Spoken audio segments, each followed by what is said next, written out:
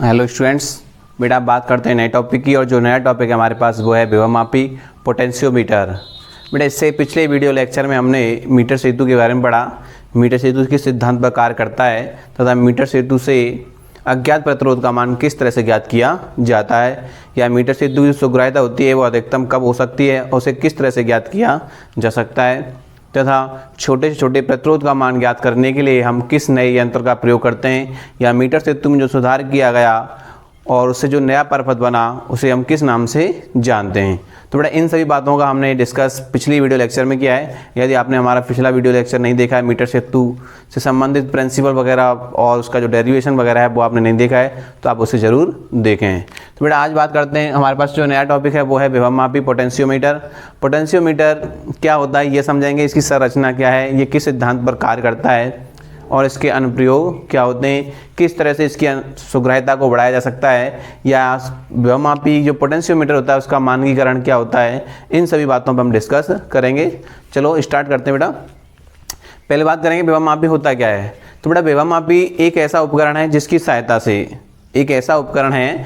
सहायता से हम लोग दो सेलों के विद्युत भागफलों की तुलना कर सकते हैं, किसी सेल का आंतरिक प्रतिरोध ज्ञात कर सकते हैं, विभवांतर ज्ञात कर सकते हैं। ठीक है, तो विभवमापी की सहायता से हम लोग सेलों का विद्युत भागबल या किसी परिपथ का विद्युत भागबल, विभवांतर तथा सेल का आंतरिक प्रतिरोध ज्ञात करते हैं। क्लियर बेटा।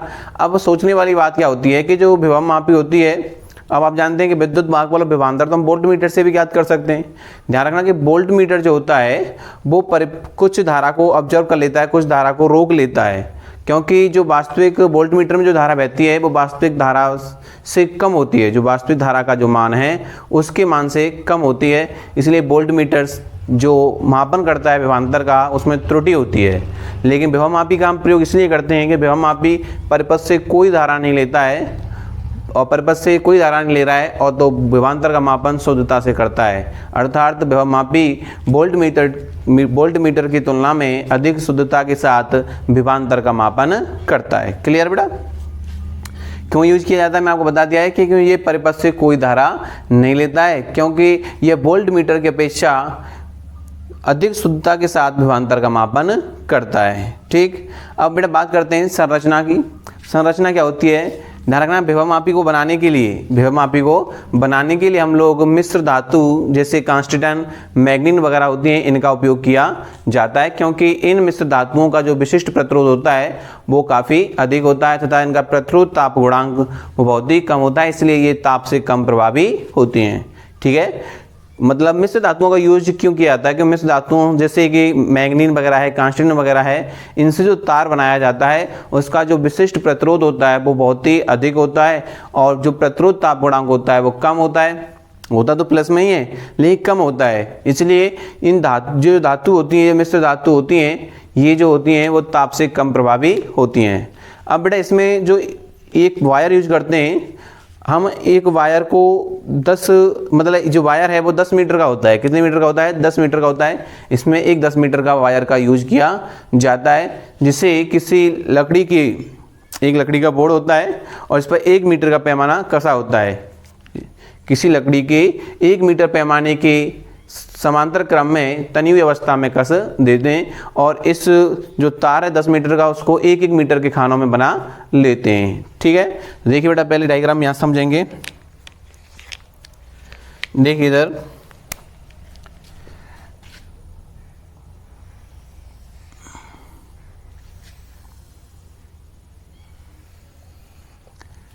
ध्यान से देखना बेटा। ठीक, यहाँ पर एक पैमाना कसा होता है,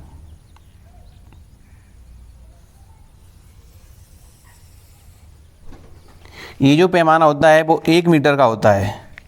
कितने मीटर का होता है? 1 मीटर का होता है।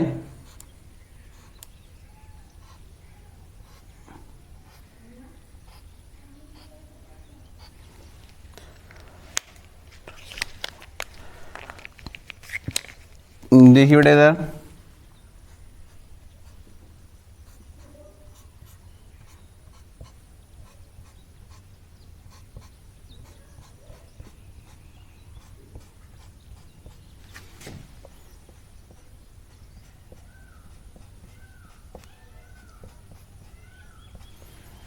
ठीक है बेटा।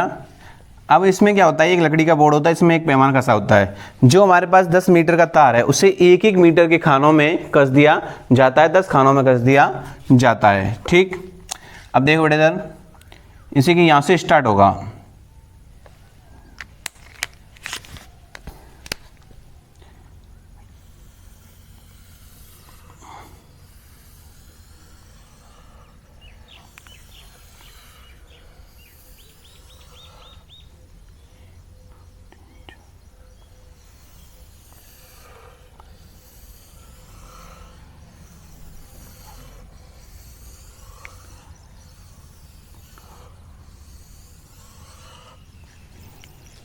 देखिए बेटा थोड़ा इसमें वायर में टेढ़ापन आ गया है।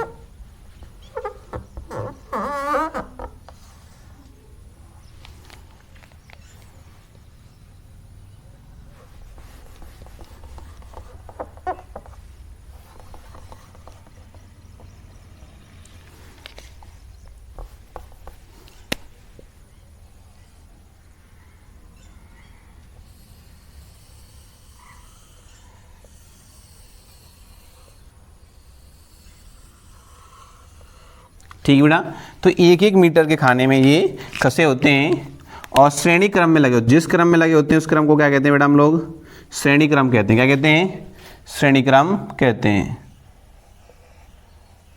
किस क्रम में कसे होते हैं, श्रेणी क्रम में कसे होते हैं। ध्यान से देखना बेटा इसको।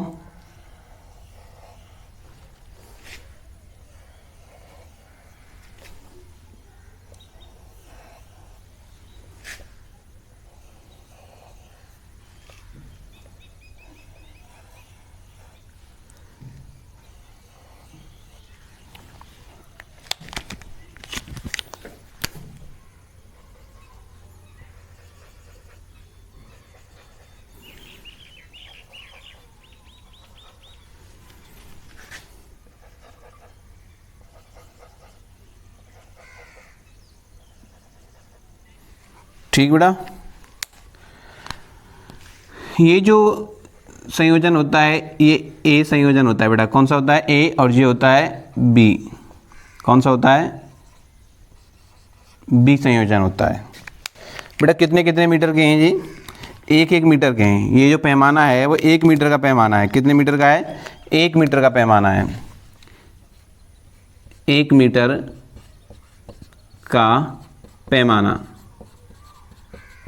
ठीक है बेटा, 1 मीटर का पैमाना है। ध्यान दीजिए कि इस मीटर पैमाने के साथ ये जो वायर हैं वो समांतर क्रम में लगे हुए हैं और ये सभी जो तार हैं संयोजक पेचों के साथ, ये क्या है, संयोजक पेच हैं बेटा। क्या है, ये संयोजक पेच हैं। जो तांबे की पत्तियां होती हैं, तांबे की पत्तियां होती हैं, उनमें पेच लगे होते हैं। इन पत्तियों के साथ ये किस क्रम में लगे हुए हैं, श्रेणी क्रम में लगे हुए हैं। ठीक है बेटा, तो सीधी सी संरचना इसकी कोई ज़्यादा डिफिकल्ट नहीं है कि इसमें एक 10 मीटर का वायर होता है जिसे 1-1 मीटर के खानों में किसी लकड़ी के बोर्ड पर 1 मीटर पैमाने के साथ समांतर क्रम में तथा तांबे की पत्तियों के साथ श्रेणी क्रम में कस दिया जाता है। इसमें जो वायर यूज किया जाता है वो मैग्नीन या मिश्र धातु का बना होता है। क्यों यूज किया जाता है अगर आपसे पूछा है तो आप बताएंगे कि मैग्नीन और मिश्र धातु, जैसे मैग्नीन या कांस्टीट्यूएंट वगैरह होती हैं, अर्थात जो मिश्र धातुएं होती हैं उनका विशिष्ट प्रतिरोध बहुत ही अधिक होता है और प्रतिरोध ताप गुणांक क्या होता है, कम होता है, इसलिए ताप से कम प्रभावी होते हैं। ठीक है बेटा, तो ये क्या हो गया अपने पास, ये जो तांबे की पत्तियां हैं बेटा, यहाँ पर ये क्या है, तांबे की पत्तियां हैं।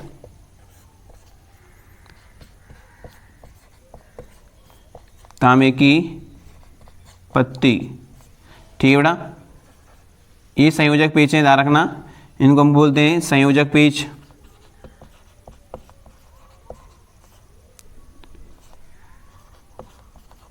पेच क्लियर बेटा।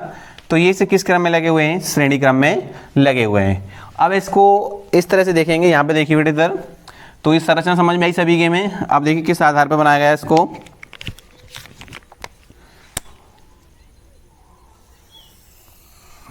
अब मान के चलो बेटा, एक जो 10 मीटर वायर है इसको हम लोग एक इतने इस रूप में ना लेकर के एक इतने मीटर लंबे लगे रहे। ये जो वायर है वो 10 मीटर का है। कितने मीटर का है, 10 मीटर। मान के चल रहे हैं कि हमें इसको 1-1 मीटर के खानों में ना लेकर के या भाग में ना लेकर के इसको एक ही 10 मीटर का वायर ले रहे हैं। तो इससे किस तरह से बनेगा देखिए इधर। तो बेटा ये हो गया इसका ए पॉइंट हो गया और ये हो गया इसका बी पॉइंट, 10 मीटर लंबा तार है बेटा। अब क्या होगा बेटा, इसमें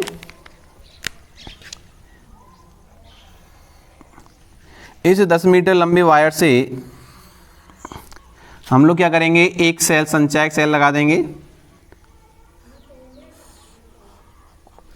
क्या लगा देंगे, एक संचायक सेल लगा देंगे और एक कुंजी लगा देंगे। क्या लगा देंगे, एक कुंजी। ठीक, देखो बेटा इधर, ये कुंजी हमने एक 10 मीटर वायर से और 10 मीटर के ए और बी सिरों से श्रेणी क्रम में हमने क्या लगा दी, एक संचायक सेल लगा दिया जिसका विद्युत भागबल है ईपी। कितना है, ईपी। और एक कुंजी K1 लगा दी और एक रियोस्टेट लगा दिया RH। ठीक है बेटा। अब इस प्रकार जो वायर बना है, ये सर्किट बना है, परिपथ बना है, इसको प्राथमिक परिपथ कहते हैं। क्या कहते हैं, प्राथमिक परिपथ कहते हैं। अर्थात जब जो तार होता है, जो विभव मापी का तार होता है, उसके ए और बी सिरे से एक प्राथमिक सेल मतलब एक संचायक सेल और एक कुंजी तथा एक रियोस्टेट लगा दिया जाता है, तो इस प्रकार बने परिपथ को क्या कहते हैं, प्राथमिक परिपथ कहते हैं। बड़े आपकी नॉलेज के लिए एक बात बता दूं कि विभव मापी में हमेशा दो ही परिपथ बनाए जाते हैं, एक होता है प्राथमिक परिपथ और एक होता है द्वितीयक परिपथ। प्राथमिक परिपथ एक बार बना दिया तो उसमें उसके बाद कोई परिवर्तन नहीं किया जाता है। ध्यान रखना, प्राथमिक परिपथ में एक बार बन जाने के बाद उसमें कोई परिवर्तन नहीं कर सकते हम लोग। तो ये होता है प्राथमिक परिपथ, जब विभवमापी तार के ए और बी सिरों के मध्य एक संचायक सेल ईपी और एक कुंजी K1 तथा एक धारा नियंत्रक RH लगा दिया जाता है। तो इस प्रकार बने परिपथ को हम लोग क्या कहते हैं, प्राथमिक परिपथ कहते हैं। क्या कहते हैं बेटा इसको, प्राथमिक परिपथ कहते हैं। ध्यान रखना, कौन सा परिपथ है बेटा, ये प्राथमिक परिपथ है। इसको लिखेंगे हम लोग प्राथमिक परिपथ। ठीक। अब बेटा जिस भी सेल का या जिस स्रोत का आपको विद्युत वाहक बल ज्ञात करना है, जिस सेल का या जिस स्रोत का आपको विद्युत वाहक बल ज्ञात करना है, उस सेल का धनात्मक सिरा ए सिरे से तथा उसका जो ऋण सिरा होता है उसके साथ एक धारामापी और एक जॉकी लगा दिया जाता है, जिसे द्वितीयक परिपथ कहते हैं। मैंने आपको बताया, आपकी नॉलेज के लिए बता देता हूं कि द्वितीयक परिपथ में जितने भी सेल यूज किए जाएंगे, जितने भी सेल आप लगाएंगे, उनके धन सिरे हमेशा किससे जोड़े जाएंगे बेटा, ए सिरे से जोड़े जाएंगे। देखिए जब हम प्रैक्टिकल करते हैं तो हमें ये समस्या बहुत ज़्यादा आती है कि कौन सा धन है, कौन सा ऋण है, कहाँ जोड़ना है। तो सीधी सीधी बात है बेटा कि द्वितीय परिपथ में जितने भी सेल यूज किए जाएंगे उनके धनात्मक सिरे हमेशा इसके ए बिंदु से जोड़े जाएंगे। क्लियर। तो देखिए इधर,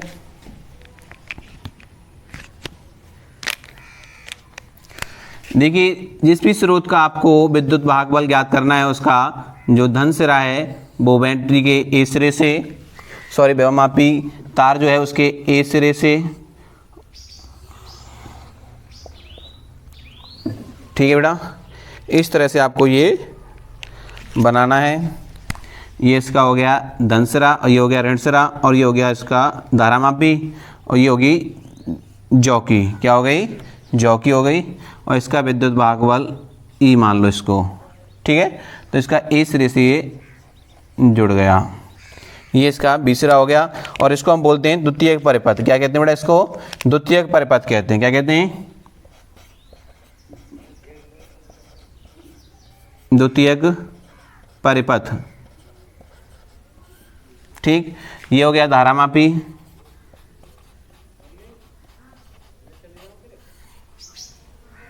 ठीक है, इसको बोलेंगे जॉकी। ठीक बेटा, इसको क्या बोलेंगे, जॉकी बोलेंगे।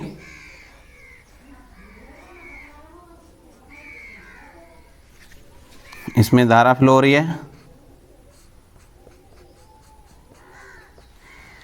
ठीक है बेटा। तो ये हो गया द्वितीयक परिपथ। तो ये हो गया, होगी इसकी संरचना हो गई। मैं एक बार फिर रिपीट कर रहा हूँ, ध्यान दीजिए बेटा इधर कि विभवमापी क्या होता है, एक ऐसा उपकरण जिसकी सहायता से हम किसी परिपथ का विभवांतर या विद्युत वाहक बल शुद्धता के साथ माप सकते हैं।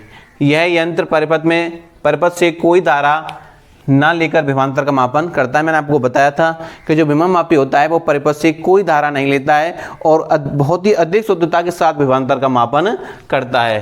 परिपथ में बहने वाली धारा का मान वास्तविक मान से कुछ कम होता है। या बहने वाली धारा वास्तविक मान से कुछ कम होती है, जिसके कारण वोल्टमीटर की तुलना में विभवमापी विभवांतर को अधिक शुद्धता के साथ नापता है, क्योंकि वोल्टमीटर जो होता है धारा विभवांतर का मापन करने के लिए कुछ धारा को अपने परिपथ में खर्च कर देता है, और धारा जो विभवांतर है उसमें त्रुटि आ जाती है, वह कम नापता है, अधिक शुद्धता के साथ नहीं नापता है। संरचना में देखो बेटा इसकी में कि इसमें समानतः मैंगनीन या कांस्टीटन का तार प्रयोग करते हैं। सामान्यतः मैंगनीन या कांस्टीटन का तार लेते हैं जिसकी लंबाई कितनी होती है, 10 मीटर होती है। कितनी होती है, 10 मीटर। मैंने बताया था क्यों लेते बेटा, कि मैंगनीन और कांस्टीटन जो होता है उनका विशिष्ट प्रतिरोध अधिक होता है, उनका जो विशिष्ट प्रतिरोध होता है वो अधिक होता है, और प्रतिरोध ताप गुणांक जो होता है वो बहुत ही कम होता है। ठीक है, प्लस में होता है। तो ताप बढ़ाएंगे तो प्रतिरोध भी क्या करेगा, बढ़ेगा होती है। अब इस 10 मीटर तार को 1-1 मीटर का काटकर 10 भागों कर लेते हैं। ठीक है बेटा, और एक लकड़ी के 1 मीटर स्केल के समांतर क्रम में तनी हुई अवस्था में बांध देते हैं। किस क्रम में, समांतर क्रम में। ठीक है ना, समांतर क्रम में लकड़ी के साथ बांध देते हैं, और इसमें एक सर्पी कुंजी भी लगी होती है। सभी तार पत्तियों के साथ किस क्रम में लगे होते हैं, श्रेणी क्रम में बताया था बेटा। इसमें जितने भी तार लगे हैं वो किस क्रम में लगे हुए हैं, श्रेणी क्रम में लगे हुए हैं। इस पैमाने के साथ किस क्रम में, समांतर क्रम में। लेकिन एक जो तार है तांबे की पत्तियों के साथ किस क्रम में लगे हुए हैं, श्रेणी क्रम में लगे हुए हैं। ठीक है ना, ये चीज यहां तक हो गई इसकी संरचना की। अब कुछ विशेष पॉइंट था इसमें कि विभवमापी के संयोजक तार, विभवमापी के संयोजक पेच ए और बी के बीच श्रेणी क्रम में, देखो ए और बी के बीच में श्रेणी क्रम में एक संचायक सेल एपी, एक कुंजी K1 और एक धारा नियंत्रक RH लगा देते हैं, जिसे विभवमापी का प्राथमिक परिपथ कहते हैं। ध्यान रखना बेटा, विभवमापी के प्राथमिक परिपथ में कोई परिवर्तन नहीं किया जाएगा। एक बार जो बन गया सो बन गया, जो भी परिवर्तन होगा वो द्वितीयक परिपथ में ही होगा। ठीक है ना, प्राथमिक परिपथ कहलाता है। ठीक, और जिस स्रोत का आपको विद्युत भागफल ज्ञात करना है उसका धन सिरा किससे निकालना बेटा, किससे जोड़ना है, ए सिरे से, और इसका जो ऋण सिरा है वो धारा मापी और जौकी से जुड़ा होता है। ठीक है, जौकी क्या होता है बेटा, इस तार पर आप ऊपर नीचे दाएं बाएं रख करके जब आप इसमें धारा फ्लो करेंगे तो एक बार विभवांतर इस डायरेक्शन में आएगा, जब यहाँ लगाएंगे और यहाँ लगाएंगे तो किस डायरेक्शन में आएगा बेटा, इस डायरेक्शन में आएगा। ठीक है, अर्थात इन दोनों के बीच में कहीं ना कहीं शून्य विक्षेप की स्थिति हमें मिल जाएगी। ठीक है बेटा, तो ये चीज हो गई। यहाँ एक चीज और नोट कर लो बेटा, ये क्या होता है, मैंगनीन या कांस्टीटन का तार होता है,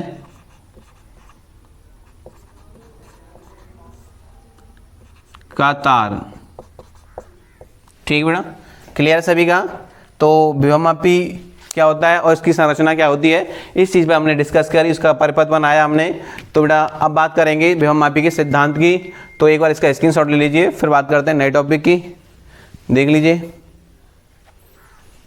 ठीक है, फिर मिलते हैं अगले टॉपिक में नए वीडियो के लेक्चर के साथ। Thank you.